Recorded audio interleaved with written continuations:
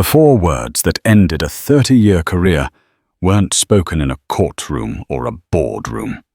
They were spoken at 30,000 feet in the pressurized cabin of a transatlantic flight moments before takeoff. "Get this man off."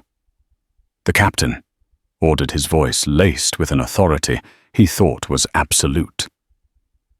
The passenger he pointed to was Dr. Marcus Huxley, a world-renowned cardiologist, a man whose only crime was being black and asking a question about safety.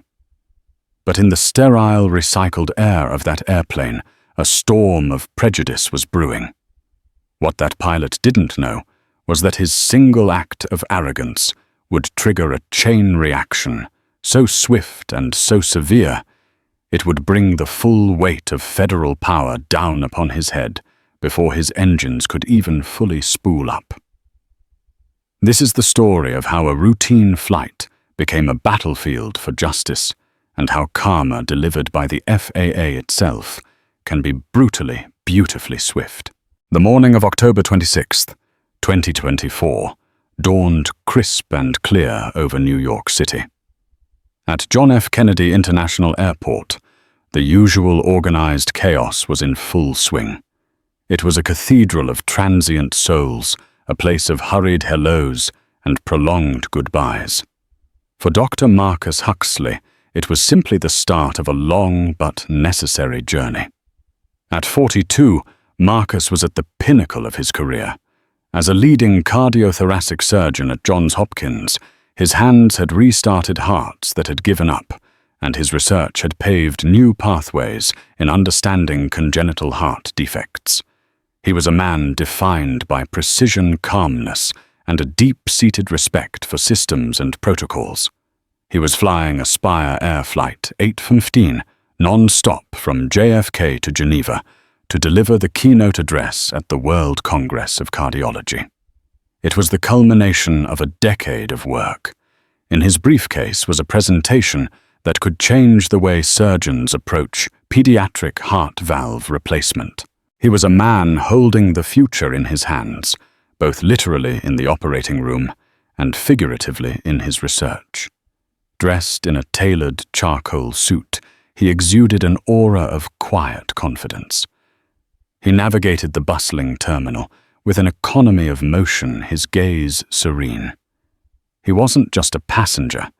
He was a premier status million-mile flyer. He knew the rhythms of air travel intimately, the soft chime for boarding, the specific hum of the auxiliary power unit, the slight dip of the jet bridge as it connected to the fuselage. As he settled into his business class seat 4B, he began his routine. He placed his briefcase carefully under the seat in front of him, loosened his tie, and took out a medical journal. The cabin was filling up a microcosm of the world business. Travelers reviewing spreadsheets, a young couple on their honeymoon, an elderly woman clutching a photo of her grandchildren. Across the airport, in a sterile briefing room, another man was starting his own routine. Captain Richard "Rick" O'Malley was a pilot of the old school, with 30 years in the cockpit, most of it with Aspire Air. He saw the Boeing 777 not as a complex machine owned by a corporation, but as his ship. He had silver hair, a weathered face, and eyes the color of a pale winter sky. He carried himself with a swagger that bordered on arrogance, a trait his crews had learned to navigate carefully. "All right, people, listen up," he began, addressing his first officer and the cabin crew. His voice was gravelly, used to cutting through engine noise. "Flight time is 7 hours, 21 minutes. We're expecting some light chop over Newfoundland. Nothing this bird can't handle. Hannah, your lead purser today. Keep the service tight. I want us off the blocks on time. The brass in Chicago are breathing down our necks about on-time performance." Hannah, a flight attendant with 25 years of experience and a hardened cynicism to match, nodded curtly. "You got it, Captain. We'll keep 'em happy." His first officer. Mike Jennings, a sharp, by-the-book pilot in his early 30s, pointed to a weather chart. "Captain, that chop looks like it could intensify. Maybe a slight course deviation north." O'Malley waved a dismissive hand. "I've flown this route 1,000 times, Mike. It's a ripple in a teacup. We'll punch right through it. Don't need to burn the extra fuel and add 5 minutes to the flight time. Remember, on time is king." Mike suppressed a sigh. It was always like this. O'Malley's gut versus the data, and O'Malley's gut always won. The briefing ended, and the crew headed for the aircraft. O'Malley's authoritative presence trailing behind them like a ship's wake. He saw passengers not as people, but as cargo. Self-loading cargo, he sometimes joked to his favored crew members, and today he was in no mood for delays or complications. Back in seat 4B, Dr. Huxley was starting to feel a minor, persistent annoyance. The latch on the overhead bin, directly above his seat, was rattling. It was a small thing, a plastic-on-plastic vibration, every time a late boarding passenger jostled the row. During the boarding process, it was just background noise. But Marcus, a man whose entire career depended on noticing the small things, a faint heart murmur, a subtle EKG anomaly, couldn't ignore it. He knew that at 35,000 feet, small vibrations could become significant, and a loose latch on a bin, filled with heavy carry-on bags, was a potential safety hazard during turbulence. He waited for a young flight attendant, whose name tag read Sarah, to pass by. "Excuse me," he said, his voice calm and polite. "I'm sorry to bother you, but the latch on this overhead bin seems to be loose. It's not closing securely." Sarah, bright-eyed and eager to please, gave him a warm smile. "Oh, of course, sir. Let me take a look." She reached up, pushed the bin door, and worked the latch. It clicked but didn't feel solid. She tried again. The latch engaged, but a slight pull popped it open again. "You're right," she said, her brow furrowing with concern. "That's not quite right. Let me see if I can secure it." She struggled for another moment before Hannah, the lead purser, walked over her expression, already impatient. "What's the problem, Sarah? We're about to close the main door." "This passenger noted the latch is broken, Hannah," Sarah explained. "It won't stay shut." Hannah glanced at the latch, then at Dr. Huxley. Her eyes did a quick, dismissive sweep of his expensive suit, his calm demeanor. It was a look Marcus had seen before, a look that assessed and judged in an instant. "Just slam it shut," Hannah said, her voice clipped. "It'll hold. We don't have time to write up maintenance for a sticky latch." She gave the bin a forceful shove. The latch clicked loudly. "See, it's fine, sir," she said, turning to Marcus, her tone suggesting he was being difficult. "We are preparing for departure. Please settle in." Marcus remained perfectly calm. "With all due respect," he said, his voice even but firm, "it's not fine. A hard slam doesn't fix a faulty mechanism. We're expecting turbulence on this flight. I would be more comfortable if the bin was either emptied or properly secured by maintenance. It's a matter of cabin safety." He had used the key phrase, cabin safety. It was language the crew was trained to take seriously. But Hannah heard it not as a legitimate concern, but as a challenge. A challenge from a black man in a fancy suit who thought he knew her job better than she did. Her face tightened.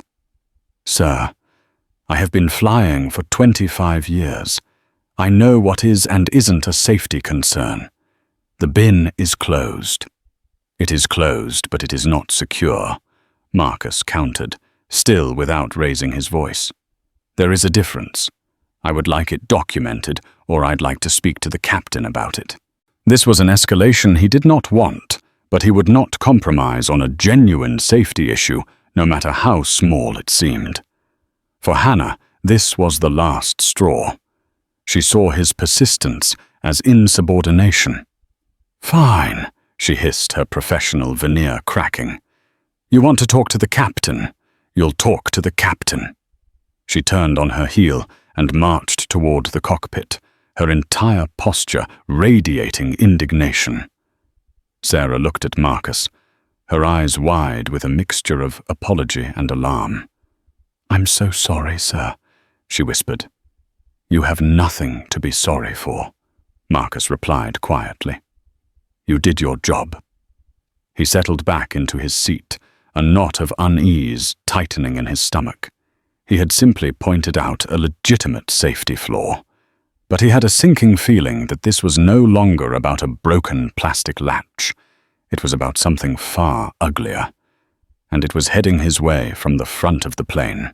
The journey from business class to the cockpit is short, a matter of a few dozen feet.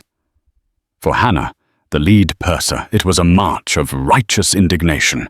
Each step on the plush carpet was a firm declaration of her own authority, an authority she felt had been grievously undermined. She wasn't just a glorified waitress, as some passengers seemed to think. She was the captain's eyes and ears in the cabin, the front-line guardian of order and efficiency. In her 25 years of service, she had developed a sixth sense for problem passengers, and the man in 4B, Dr. Marcus Huxley, had set off every alarm. It wasn't what he'd said, but how he'd said it with that unnerving calm, that air of intellectual superiority. He hadn't yielded to her experience or her firm tone. He had countered it. That in Hannah's book was defiance. She wrapped the cockpit entry code into the keypad with sharp, angry taps. The heavy door buzzed and swung inward. Inside, the serene blue and grey glow of the instrument panels enveloped Captain Rick O'Malley and his first officer, Mike Jennings. They were in the final critical phase of their pre-flight checklist, a sacred ritual of modern aviation. "Captain," Hannah announced, her voice slicing through the calm hum of the electronics. "We have a situation in the business cabin." Captain O'Malley looked up from the flight management system, his brow furrowing in annoyance. An interruption during the final checklist was a cardinal sin. "What kind of situation, Hannah?" "We're 5 minutes from pushback." "Is it a medical?" "No, sir. It's a passenger. Seat 4B." She reported, deliberately omitting the doctor honorific she had overheard. "He's being difficult, disruptive. He's making demands about an overhead bin latch, claiming it's a safety issue. I've personally assured him it's fine, but he's refusing to accept my authority and is insisting on speaking with you directly. He's holding up the final cabin secure." Her choice of words was a carefully constructed weapon. Disruptive, making demands, refusing authority. She wasn't just reporting an event.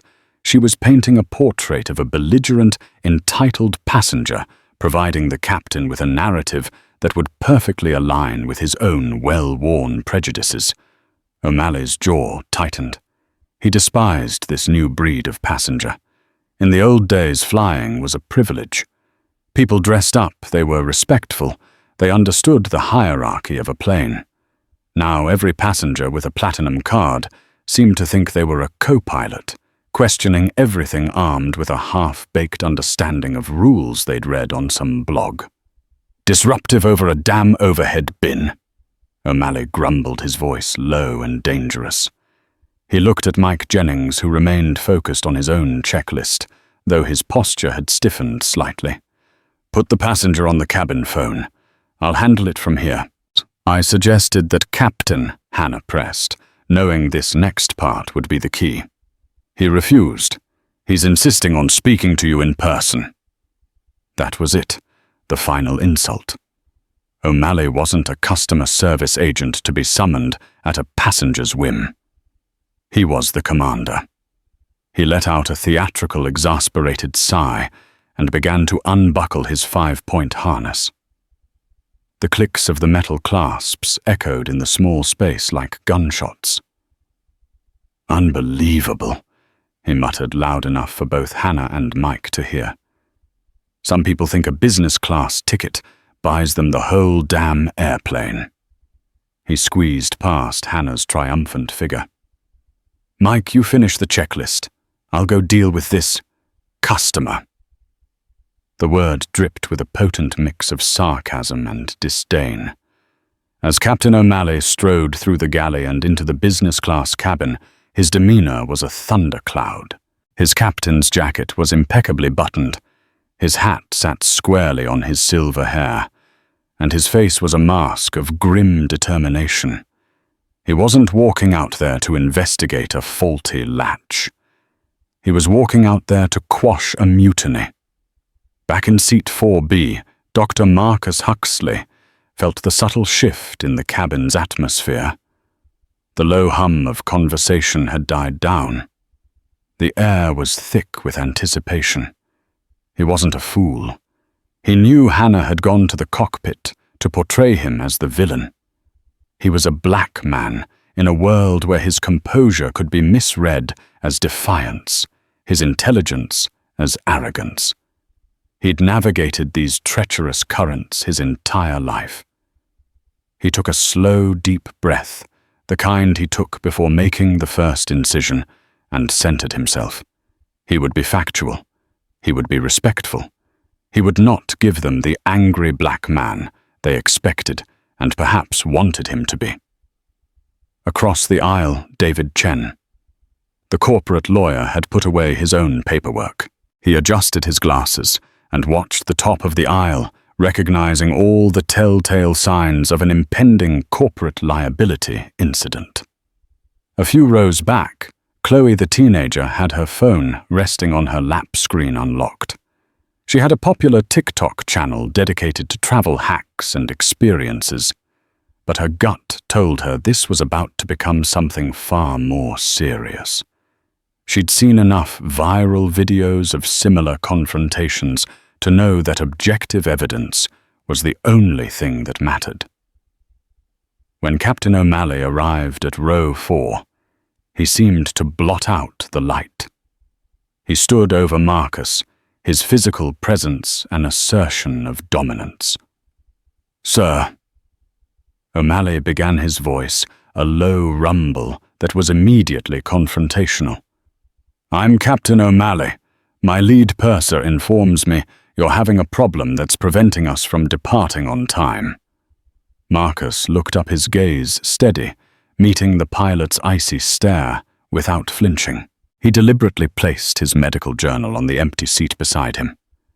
"Captain, thank you for coming," he said, his tone perfectly modulated, betraying no hint of anger.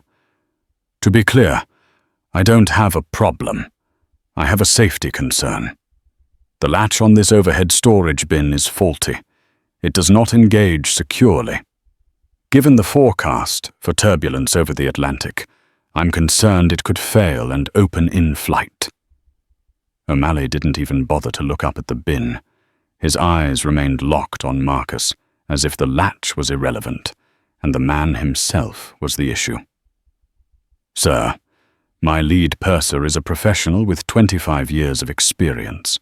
She assessed the situation and she deemed it safe. The bin is closed. That is the end of the matter. Are we clear?" The condescension was palpable. It was the tone one uses with a child, not a fellow adult. "We are clear on what you're saying, Captain, but I must respectfully disagree with your purser's assessment," Marcus countered, maintaining his calm. "She slammed it shut. She did not fix or properly verify it. A faulty mechanism doesn't become reliable simply because it's been forced. As a surgeon, my entire profession is based on understanding complex mechanisms under stress. I know what a potential failure point looks like, and that latch is one." The moment Marcus mentioned he was a surgeon, a flicker of something ugly crossed O'Malley's face. It was a toxic cocktail of disbelief and resentment. Here was this man, this black man, not only questioning his crew's judgment, but also pulling rank using his own profession as a cudgel. In O'Malley's worldview, this was the height of arrogance.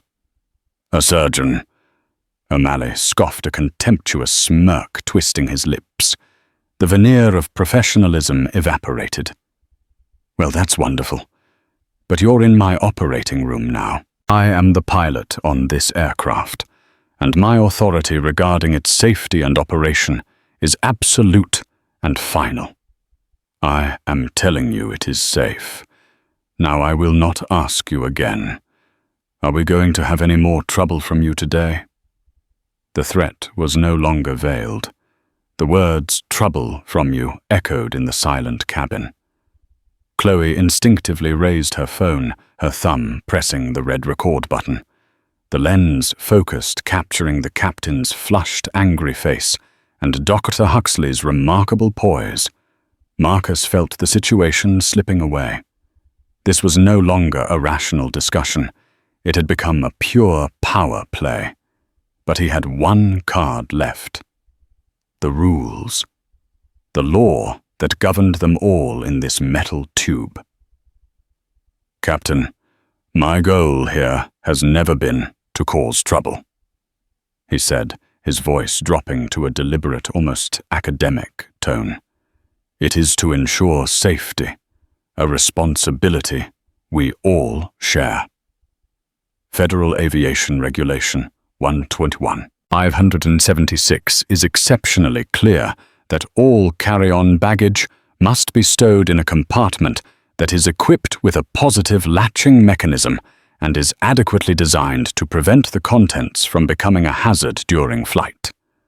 A broken latch does not meet that federal standard. I'm not asking for a delay.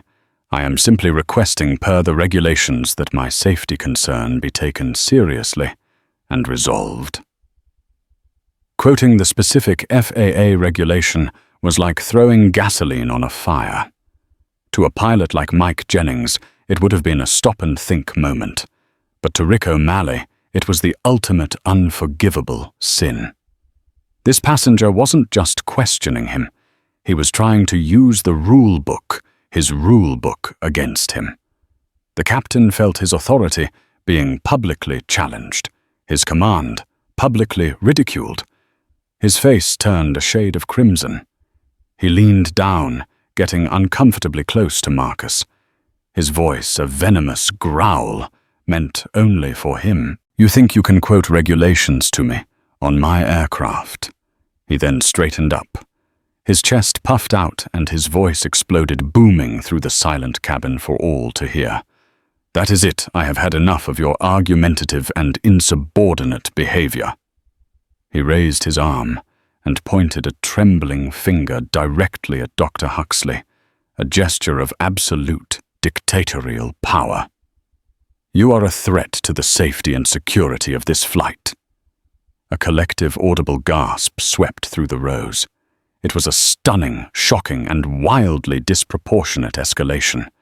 Sarah, the younger flight attendant, stood by the galley, her hand covering her mouth, her face a mask of pale horror. O'Malley, now fully consumed by his rage, spun toward Hannah, who was watching the scene unfold with a look of grim satisfaction. This was the outcome she had wanted. This was order being restored. "Hannah!" Captain O'Malley commanded, his voice ringing with the terrible finality of a judge's gavel. "Get this man off my plane. Now!" The 4 words, spoken with such venom, hung in the air, seeming to suck all the oxygen out of the cabin. Dr. Huxley sat perfectly still, his expression one of profound, dignified disbelief. He looked at the captain, his own career built on saving lives now being labeled a threat by a man in the throes of an ego-driven tantrum. "You are removing me from this flight." Marcus stated, more a confirmation of the absurd reality then a question for asking a safety question. I am removing you because I, as the pilot in command, have made the determination that you are a risk to my crew and this flight. O'Malley snapped back, his eyes blazing. Your behavior will not be tolerated. Hannah, call airport security. Have him escorted from the gate immediately.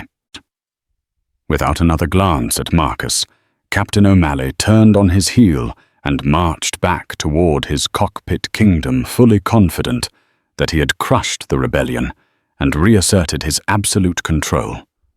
He was blissfully unaware that in seat 6D, a teenage girl's smartphone was still steadily recording, capturing his face, his words, his pointing finger, and the quiet, resolute dignity of the man he had just wronged. The video file was already being saved, ready to be unleashed upon a world that was waiting and watching. The hiss of the heavy cabin door sealing shut was a sound of absolute finality. For Dr. Marcus Huxley, it was like the closing of a vault, entombing the 200 or so passengers in a pressurized capsule with a captain whose judgment was catastrophically compromised. He stood on the jet bridge, flanked by 2 Port Authority police officers. The sterile corridor suddenly feeling like a stage. He was the spectacle. As he began the long, quiet walk back toward the gate, he could feel the phantom sensation of hundreds of eyes on his back, even though the portal to them was now closed. His mind, a place of surgical precision and calm, fought against a rising tide of fury and humiliation.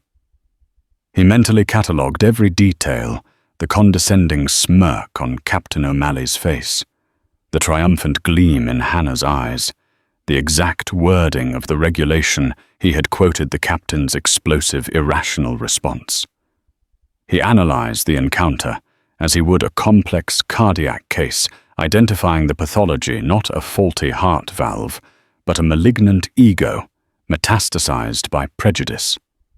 To lose his composure now would be to validate the captain's false narrative. He had to be better. His dignity was the only armor he had left. The senior officer, a man named Costello, with tired but professional eyes, walked beside him. "Sir, I understand you're not happy about this," he said, his voice a low monotone. "The captain has broad authority on his aircraft." "Officer," Marcus replied, his voice steady and clear. Never breaking stride, authority and judgment are 2 different things. His authority does not give him the right to ignore federal safety regulations, nor does it give him the right to invent a fiction to eject a passenger who calmly pointed them out. Please ensure your report accurately reflects that I was compliant, non-threatening, and that the dispute was initiated by me regarding a specific safety concern. The second younger officer took a note. They had seen it all at JFK drunks, belligerents, hysterics. The man walking beside them was none of those things. He was a pillar of self-control. As they reached the end of the jet bridge and re-entered the bustling terminal, the atmosphere shifted. They were no longer in the controlled environment of the airline. They were back in the public square. The gate area for Flight 815 was a scene of managed chaos. The last of the bags had been loaded, and the gate agent, a harried woman named Linda, whose name tag was askew, was preparing to close out the flight. When she saw Dr. Huxley returning with a police escort, her face hardened into a mask of corporate defensiveness. She immediately assumed he was the problem. "Sir, I'll need your boarding pass. I have to process your deplaning," she said, already typing into her terminal. "I will give it to you," Marcus stated, "but first I have a right to know the official reason that will be entered into the record for my removal." Linda squinted at her screen. "The captain has logged the incident. The reason is passenger non-compliance and continued disruptive behavior." The words were a calculated lie, a formal entry into a permanent record that would paint him as an aggressor. "That is a fabrication," Marcus said, his voice dropping, gaining intensity through its quietness. and I will be challenging it. The disruptive behavior was a calmly stated safety concern about a faulty baggage compartment which the captain refused to even inspect. Before Linda could fire back a rehearsed corporate response, the phone at her station emitted a shrill ring. She ignored it. It rang again, insistent. Then the phone at the adjacent empty station began to ring, and the one next to that. A cacophony of unanswered calls filled the air. A supervisor, a man with a sweat-beaded brow named Gary, rushed out from a back office, a tablet clutched in his hand. "Linda, what is going on?" he demanded, not looking at Marcus, but at the flashing lights on the phones. "Corporate security is lighting up my tablet. They're saying there's some kind of social media incident involving our flight." At that exact moment, David Chen, the lawyer from across the aisle, stepped briskly into the gate area. He'd made a split-second decision as O'Malley marched back to the cockpit. He was an officer of the court, and he felt a duty not to be a silent party to such a gross injustice. He had deplaned, citing a personal reason, just before the door was sealed. He walked straight to Marcus, bypassing the stunned gate agents. "Dr. Huxley," he said, extending a hand. "David Chen." We were sitting across from each other. I am an attorney. I saw and heard everything, and I am appalled. I got off because I refused to be flown by a pilot with such reckless disregard for both the law and basic human decency. He then held up his smartphone. "You need to see this. You're not just a passenger anymore, Doctor. You're the lead story." On the screen was Chloe's video. The quality was remarkably clear. It captured the entire exchange, from O'Malley's arrogant approach to his final booming order. And the internet was acting as judge, jury, and executioner. The view count was no longer in the thousands. It was rapidly climbing past 1 million. It had been ripped and reposted by major news aggregators. Comments flooded the screen in a torrent of furious text. "This is a federal crime. That pilot needs to be arrested." Aspire. Air. You have 24 hours to respond before I cancel my credit card and never fly you again. The doctor was more professional than the entire crew combined. Unbelievable. This isn't non-compliance. This is hashtag flying while black, plain and simple. The hashtags were already trending. Aspire. Air shame. / justice for the Huxley. Captain O'Malley. The digital firestorm was no longer gathering. It had made landfall and was now a Category 5 hurricane. Gary, the supervisor, stared at David's phone, his face draining of all color. The chaos at the gate suddenly made sense. This wasn't a contained incident anymore. It was a global crisis for Aspire Air, and Ground Zero was his gate.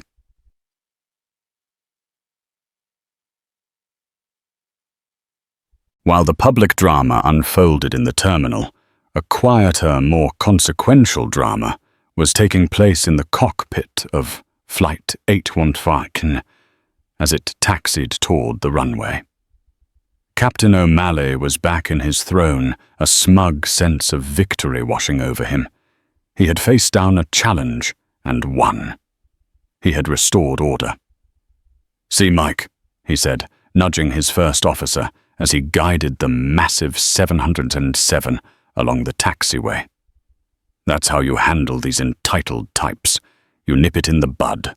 Firmness. Authority. They fold every time." First Officer Mike Jennings did not respond. He stared at the glowing array of screens, his hands moving through the final pre-takeoff checks with automated precision. But his mind was a whirlwind. He had heard every word of the exchange over the still-active cabin monitor. He had heard the passengers' calm, irrefutable logic and the captain's escalating irrational rage. He heard O'Malley call himself a god. This wasn't just poor customer service. This was a fundamental breakdown of the most critical system on any aircraft the pilot in command's judgment. Mike was a new school pilot, trained to believe in crew resource management, CRM data, and protocol. O'Malley's my way or the highway philosophy was a relic of a bygone, more dangerous era of aviation. He thought about the long flight ahead. 7 hours over the dark, cold Atlantic, beside a man who had just demonstrated that his ego was more important than a federally mandated safety rule. What if the forecast turbulence was severe? What if another, more critical issue arose? Could he trust this man's judgment? The answer was a resounding, terrifying no. His career flashed before his eyes. To challenge a captain, especially a senior one like O'Malley, was a risky, potentially career-ending move. But to remain silent felt like a betrayal of his deepest duty as a pilot. The duty to his passengers, his crew, and the integrity of the profession itself. He made his choice. As O'Malley was communicating with the tower, Mike angled his body, slightly shielding his personal cell phone from view. His fingers flew across the screen, composing a message not to a friend or family member, but to a number that every licensed pilot in the United States knows and respects, with a sense of dread, the FAA's confidential safety hotline. It was a direct, anonymous line to the heart of the regulatory body, a digital whistle to be blown only in the most serious of circumstances. His message was precise and damning urgent. ASQ 8115, JFK GVA. PIC is Captain Richard O'Malley. PIC has demonstrated extreme prejudice and dangerously poor airmanship in removal of passenger, ignored valid safety concern, citing FR 121.576, to eject a passenger of color based on personal animus. Behavior in cockpit is erratic and aggressive. I am FO, and I am questioning his fitness for command of this flight. Request immediate FAA intervention before takeoff. He reread the message once. His thumb hovered over the send button. This was the point of no return. He pressed it. The message vanished into the ether, an invisible digital torpedo aimed at his captain's career. That torpedo struck its target less than a second later on a monitored screen in the FAA's Eastern Region Operations Center in Queens. An alert from a serving crew member about a PIC's fitness for command is the highest possible priority. The duty officer, a 30-year veteran controller, saw the alert flash red. His system immediately cross-referenced it. Aspire 815. He saw the log for the police escort to the gate. He saw a separate flag from the social media monitoring team about an exponentially growing viral incident on the same flight. 3 distinct, serious data points had just converged into a single, undeniable crisis. He didn't hesitate. He picked up a direct line to the FAA's principal field office at JFK. Get me Senior Inspector Rossi. This is an operational emergency. Isabella Rossi was at her desk reviewing a maintenance compliance report for a regional cargo carrier. She was a former NTSB crash investigator, a woman who operated with the methodical precision of a scientist and the tenacity of a bulldog. When the call came through, she listened without interruption, her expression hardening into steel.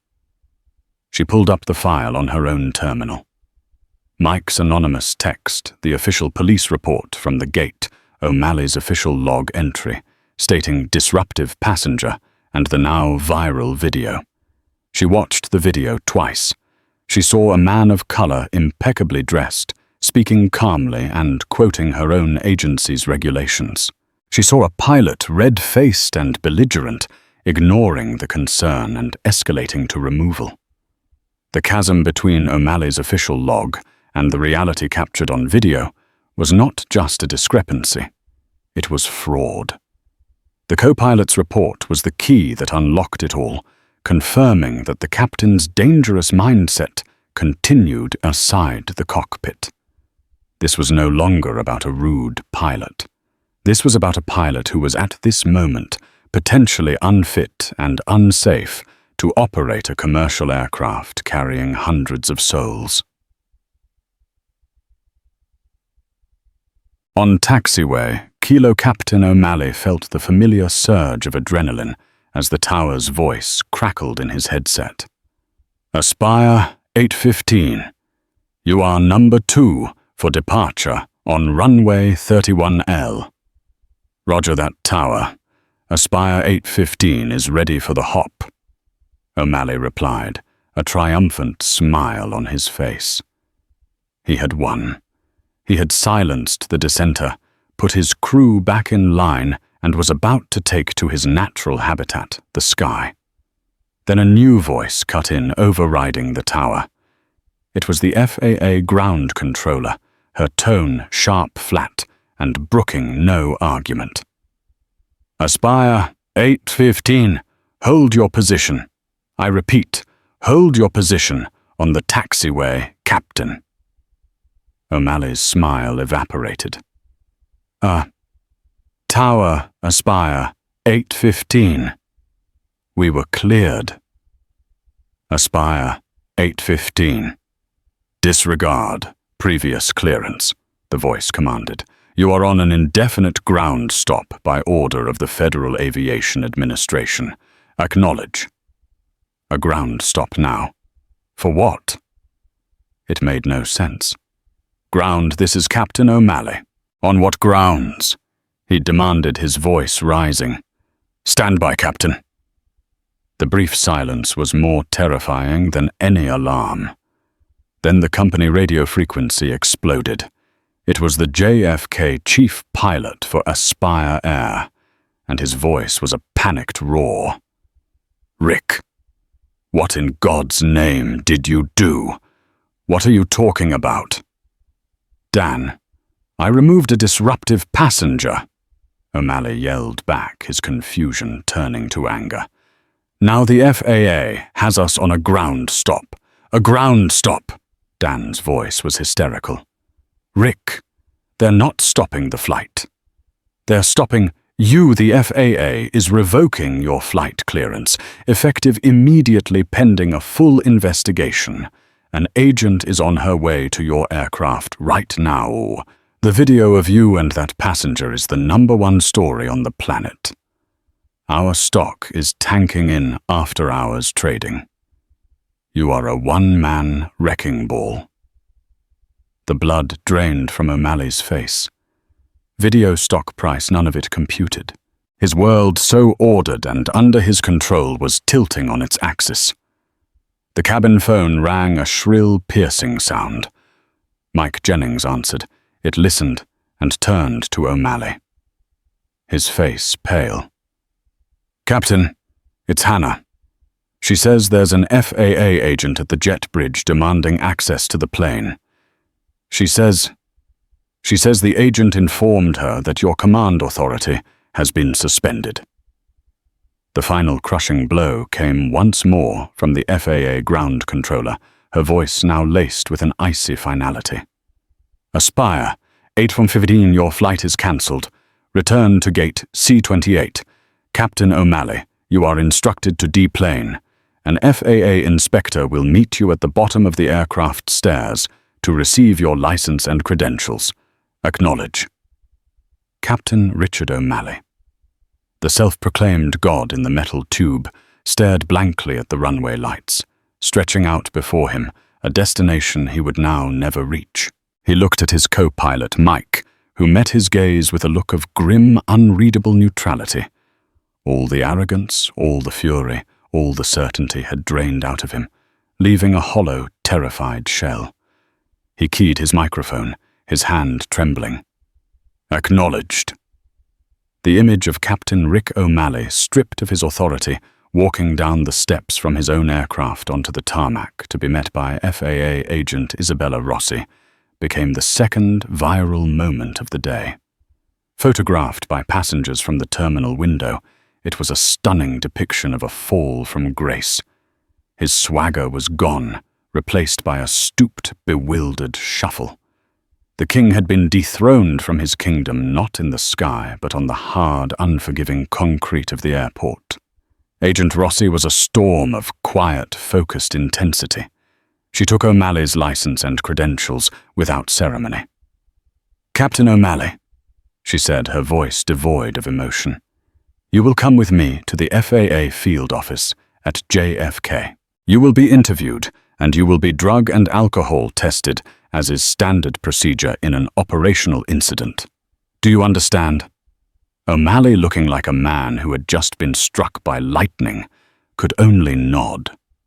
The investigation that followed was swift and mercilessly efficient.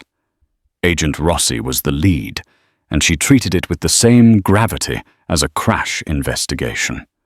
The central question wasn't whether Marcus Huxley was annoying. It was whether Captain O'Malley had violated federal law and compromised the safety of his flight. Her first interview was with Dr. Marcus Huxley, conducted in a quiet lounge provided by the shell-shocked Aspire Air executives. Marcus, accompanied now by David Chen, who had offered his legal services pro bono, recounted the events with clinical precision. He never used inflammatory language. He simply stated the facts: the loose latch, his polite request; the flight attendant's dismissal, his citation of the safety regulation, and the captain's immediate hostile escalation. "Agent Rossi," Marcus concluded, "I have spent my entire adult life working in an environment where a small, overlooked detail can mean the difference between life and death. I saw a potential hazard, and I reported it. I was treated not as a concerned passenger, but as a threat. The only aggression in that exchange came from the captain." Rossi's next interviews were with the crew. Sarah, the young flight attendant, gave a tearful but clear statement, corroborating every detail of Marcus's account. She produced her report of the incident, which she had written immediately noting the faulty latch and the passenger's calm demeanor. Hannah, the lead purser, was a different story. She entered the interview room defiant, ready to defend her captain.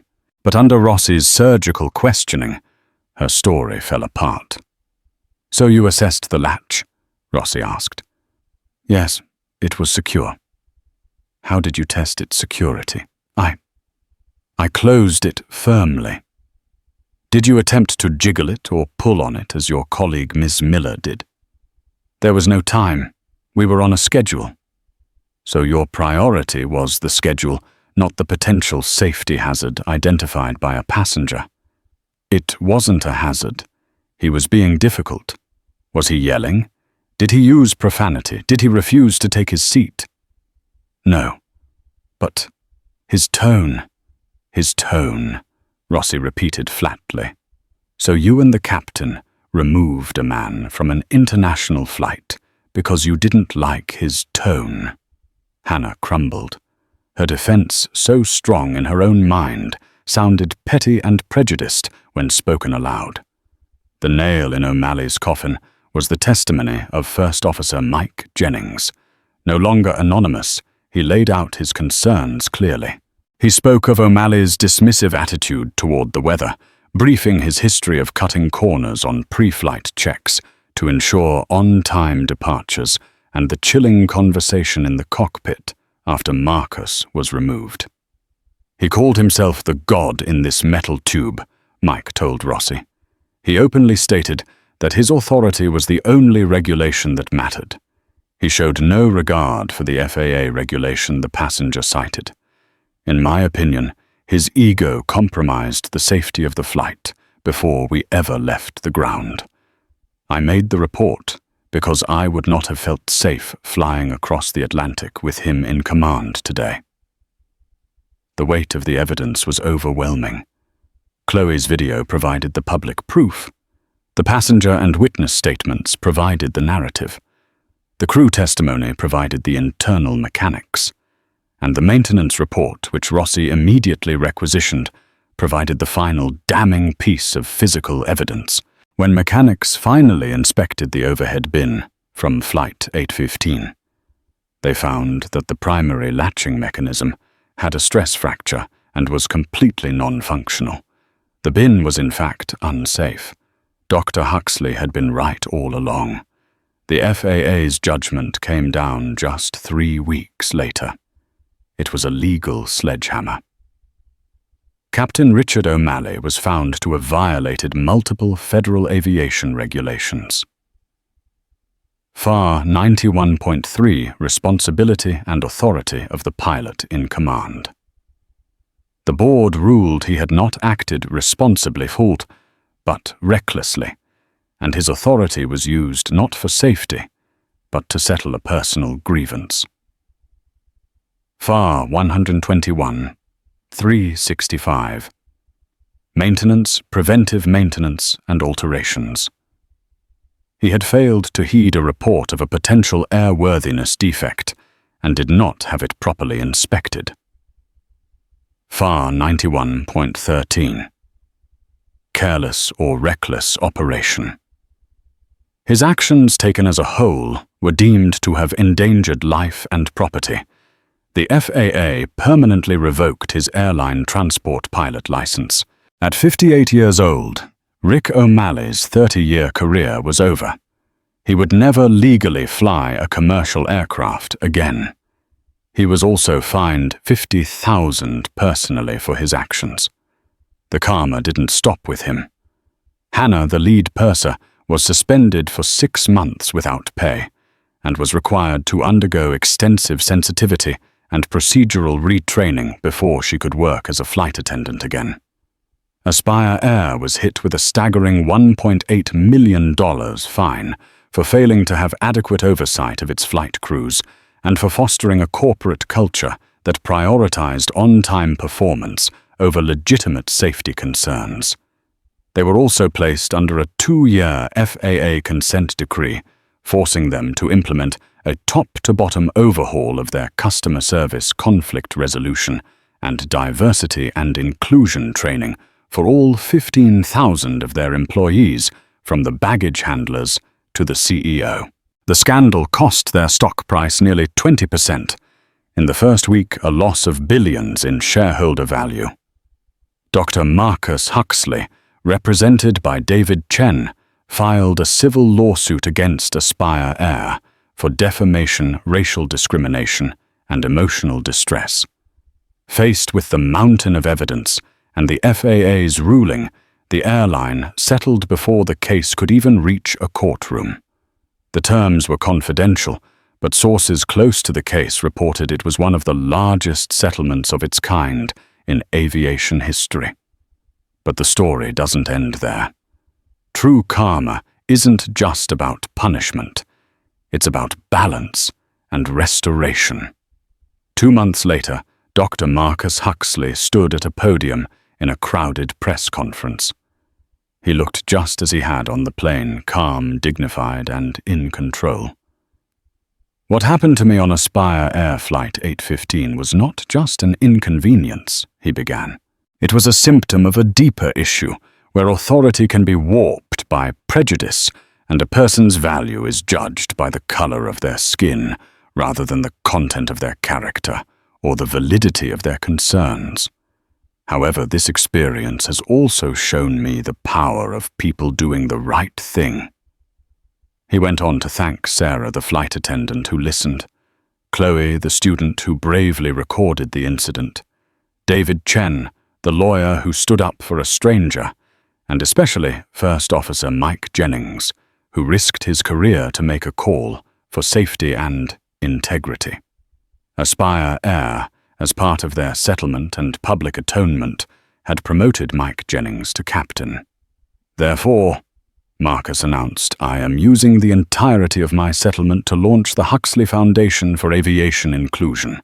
Its mission will be twofold: First, to provide scholarships and mentorship to aspiring pilots, mechanics, and flight attendants from underrepresented minority communities. Second, to work with airlines and federal regulators to develop stronger, more effective training programs to combat implicit bias in the travel industry. We will turn this ugly incident into a catalyst for positive, lasting change. In the end, Captain O'Malley's arrogant words, "Get this man off my plane," did have a lasting effect, just not the one he intended.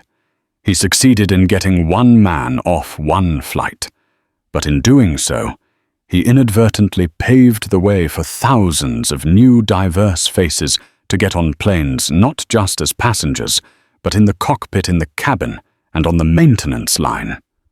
Dr. Huxley never made it to Geneva for that conference, but his actions that day at JFK delivered a message more powerful than any medical keynote he could have given.